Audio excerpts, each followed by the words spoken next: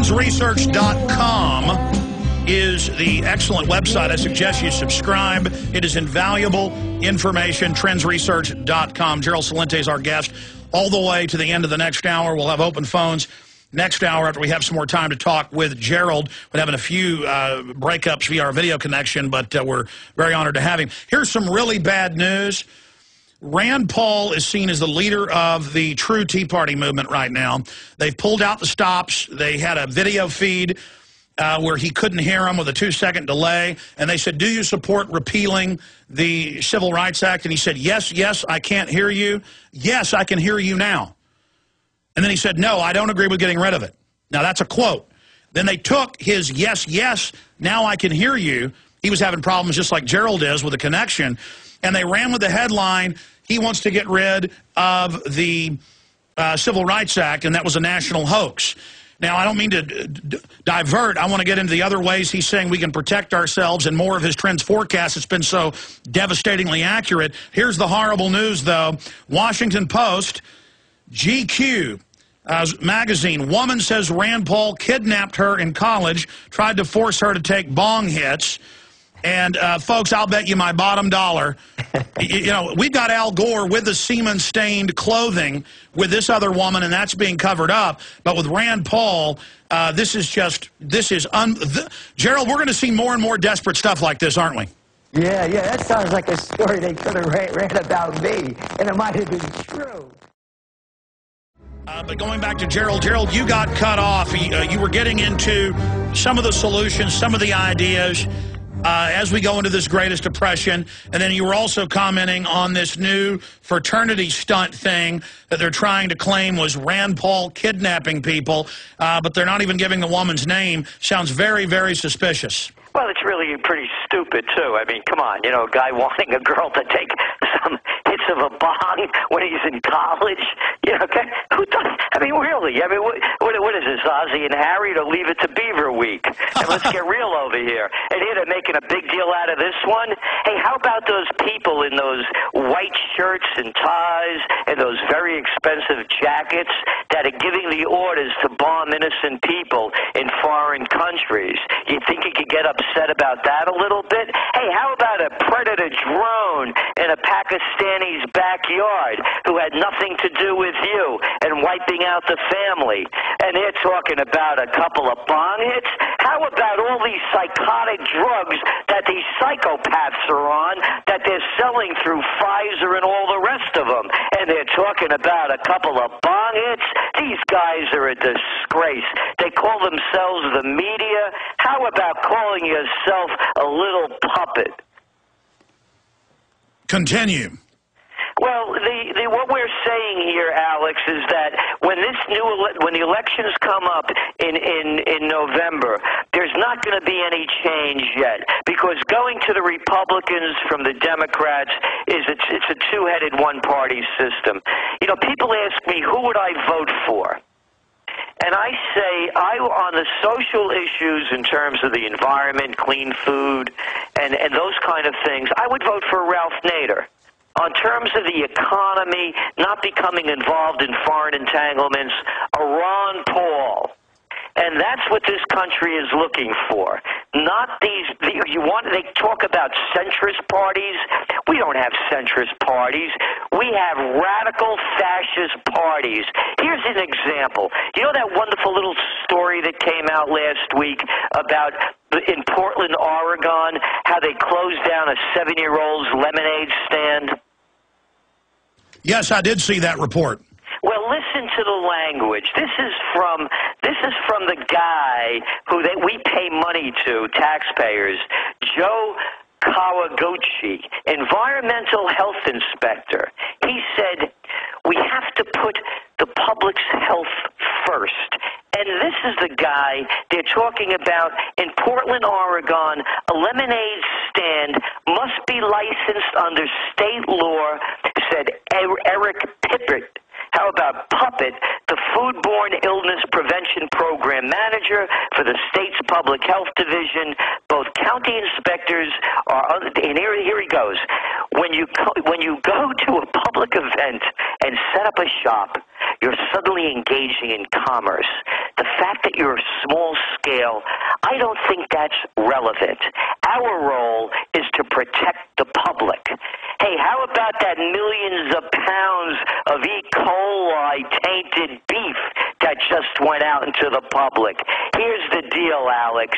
You crash down on squeezing lemonade kids 7 years old, and you let the big guys take a free ride. The Tysons, the ConAgras, the con games from the too big to fails. So this is what it's all about. This story is a perfect representation of where the country's going. Squeeze the little people. Well, that's like last year in Sacramento. Twice, armed agents went to a car wash about a 4-cent unpaid federal tax bill, but then for 10-plus years, the insiders told the Securities and Exchange Commission exactly what Bernie Madoff was doing, stealing close to $100 billion. Stay there, Gerald Celente. Let's get into more of your trends on the other side. TrendsResearch.com is his website. Our sites are prisonplanet.com and Infowars.com. You know, Gerald, if you just joined us, just brought up the lemonade stand in Portland, Oregon. These little girls, 6 and 7, they wanted $150 from them. It's the mafia.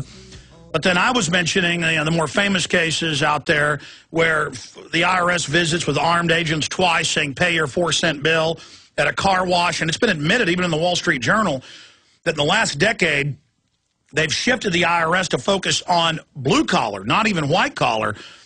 So you got the crooks in the system trying to protect themselves. And Gerald mentioned how Tyson and others, they can have literally in some cases hundreds of times the violations of even other big companies, but they're allowed to operate. Same thing with BP in Houston and Texas City. And here's the headline: Tyson's profit surges while everybody else's goes down. So it shows how it's a big boys game. It's a monopoly game, Gerald Celente. It is, and it's becoming more and more like that. I've said this since the beginning, as people have been complaining about Obama and calling him a socialist and a communist. I said it's fascism, the merger of state and corporate powers. You just look at the numbers, they're all there. Pick the sector. The banking sector, as I mentioned, 10 banks control 80% of the action. You look at agriculture. A couple of big firms control most of the business. You look at drugs. Go down the line, retail. Walmart is taking over the country. Every sector, they're squeezing out the little people. And all the regulations are being tilted, as you mentioned, whether it's the IRS or the sales tax people going door to door to pizza places and beauty parlors, shaking them down for every last cent, where they're letting the big criminals run free. And, you mentioned about the Clintons and this guy, this Goldman Sachs guy she married. The Trends Research Institute began in Rhinebeck, where they got married in 1980. And we left Rhinebeck about 3 years ago because the neighborhood started going bad. People like the Clintons started coming up there. It's all of these people that think they're better than everybody else. Because after all, Alex, you see it. Any place they arrive in a foreign country, they're waving from the top of their jumbo jet, and by the time they get to the down the gangplank, they have bowing dignitaries and a red carpet rolled out. I'm not kidding you. We left Rhinebeck because the place got a bit too white for me. And it was all of these arrogant people, the kind, that go to the Hamptons, started finding a different location, that was north in the country. And these are the people, it's on and on again, that they actually believe that they're entitled. And it's just like Michelle Obama going to Spain. How could anybody with any dignity put on such a spectacle like that? If you're going to go on a vacation, do it quietly rather than disrupting everything around you. And they demanded that entire beaches be shut down so she could frolic around with her girls. This is the new royalty. But the good news is Barry Soetoro, a.k.a. Barack Obama, has the lowest approval rating now of any president in history at this point, and they're in free fall. Get into your forecast, because you accurately said you'll start seeing entire police forces disband. I see that every day in smaller forces. larger forces, like out in Oakland. They announced we're going to respond to armed robbery, to car theft, to home invasion. We're hearing they're not going to fix the sidewalks. So they're raising the taxes as all of the basic services are being removed or restricted, and they're slapping toll roads on major roads to give the profits to foreign offshore corporations. And they just think this gravy train's going to go on forever, and now they want to start a new war that'll further bankrupt us, and now they're having to admit we're going into a depression, and you've said you see it really breaking out by the end of this year. How do you see the dominoes falling? It looks as a currency crisis to us. That's what we're looking at. But again, there are so many wild cards. For example, in September, if the United States and its flunky allies begin to board or attempt to board Iranian ships, that could be the kind of thing that really throws the world economy into a death spiral. Look what's going on right now. Again, these are the things that you can't predict. What's going on in Russia with this horrible heat wave and really the destruction of so much of its wheat crop. And then you look in what's going on in a lot of Asia, particularly Pakistan, with all of these floods. So you have and then, of course, in the United States with our own disasters man-made by BP, which, of course, everything's okay now. And by the way, this is important, Alex. You look what's going on in Russia, in Pakistan, what's going on in the U.S. In every instance, you're hearing the people complaining about how unresponsive the governments are. They're going crazy right now in Russia. They're firing people. Same thing in Pakistan. And, of course, we see with the Katrina quality rescue skills in the U.S. Here's what every thinking adult has to grow up to. There's nobody there to lead you or to save you. I don't care what country it is. Governments, by their nature, are run by people that are basically sociopaths that are only interested in their own power and could care less about you, and they're incompetent. They've never worked a day in their life, most of them. They've only learned how to game the system to get a cushy political job. So when we crash before 2010 happens, people better be prepared for it. They better be able to weather this storm, because if there's war with Iran, as you well mentioned, you're going to see oil prices skyrocket, you're going to see gold prices go through the roof, you're going to see hyperinflation, and you're going to see the government crack down on the people like you could never imagine. And we've seen the buildup for this police state, and they now admit we want to use the Army, we want to use the Marine Corps against you. We're going to federalize your local towns. The establishment, the ruling rats, the ruling class, they've been preparing for this. They knew what happened 10 years ago when they started selling these derivatives. They knew what was going to happen. You could look at it 4 or 5 years ago and forecast the collapse of 2008 and further forecast that we weren't in a recovery. We were just continuing the collapse.